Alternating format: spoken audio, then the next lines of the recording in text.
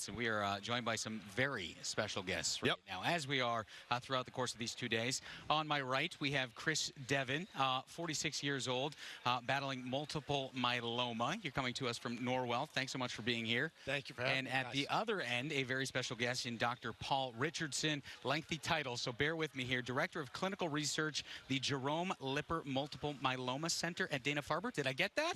Beautiful. That's not going to fit on the name tag. No, please. Hi, my name is. Yeah, right. You need one of those Fill in the nameplates in the back. It is a very important name, and he is a very important person. But I want to start with Chris. Tell me a little bit about your story. It sounded like 2 years ago you got the news. Take me through it and where you are today. Absolutely. So back in July of 2020, I was having headaches, and I'm typically not a headache guy. And we're in the middle of a pandemic, and everything was being done by Zoom, right? And I got diagnosed by my general practitioner as occipital neuralgia, which is a nerve condition caused by stress. So, you know what? I don't think I'm stressed. I got 4 kids, though, crazy work. We're in a pandemic. Maybe it's stress. Right. And it just kept going. And long story short, a friend finally pushed me to go into the emergency room at Brigham and Women's Hospital. And I did that back on July 9th. And that day I realized and found out that I had cancer everywhere in my body, which was a lot. So that slowly unpacked. And shortly thereafter, I met this guy over at Dana-Farber, and Dr. Paul Richardson and his team have just been an amazing team to work with. What does this man mean to you? Honestly, you're going to hit me with a heavy one. Okay, heavy.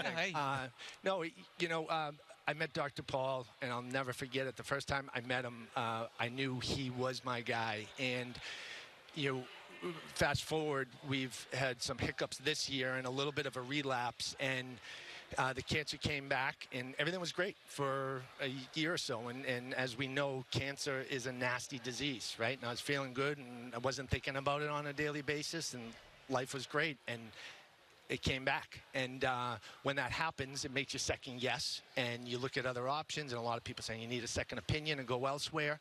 And what I love about this guy is that zero ego. Him and the whole team at Dana-Farber really took a step back and said, okay, there's not a cookie-cutter answer for what you have. Let's take a step back. Let's bring others in and collaborate. And we did that.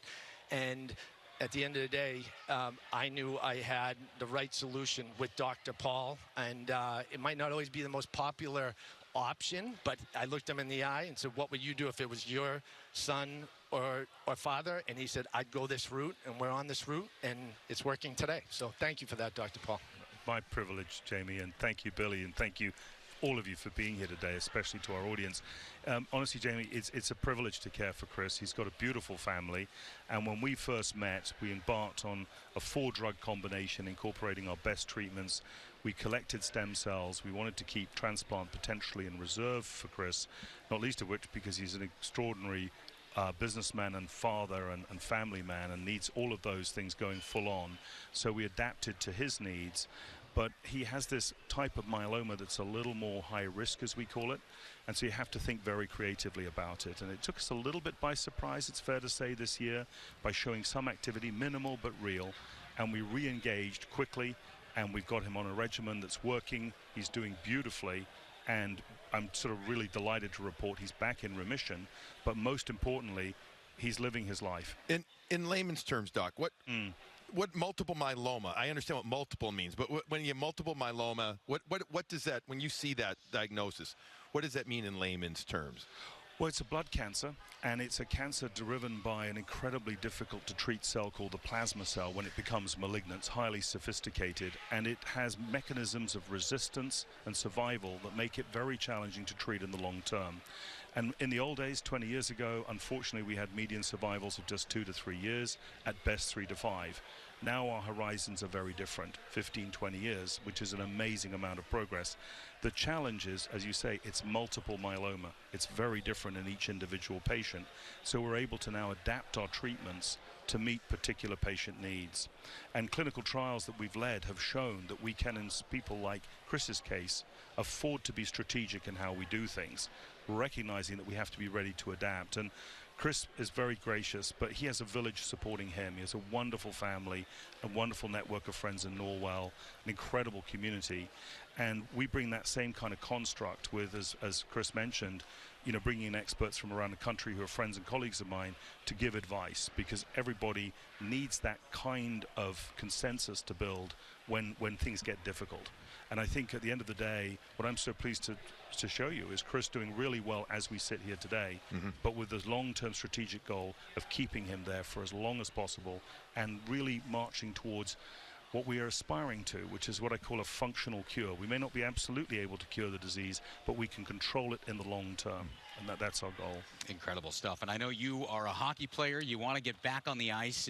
And before we came on, you gave us an unbelievable analogy about getting that setback a couple of months ago and how you were going to approach it. Tell the viewers. Right, and I make the analogy to earlier this year as playing in a men's league hockey game, right? You know, I'm my mid to late 40s now, and you're out there with no shoulder pads and no face mask and skating around. Somebody comes up and decides to cross-check you in the face, and it's like, wait a second, who's this guy, right? And you come off the ice, next time you jump the boards, you're ready to go, and you're pissed, right? And that's kind of where I'm at this year. Is like, okay, this came back, and I wasn't expecting it. It's like, game on, guys. Let's rock and roll, and that's my coach, and we're going to play to win for sure. Remind me not to go on the ice with Yeah, I was going to say, can somebody get me a mouth guard real quick?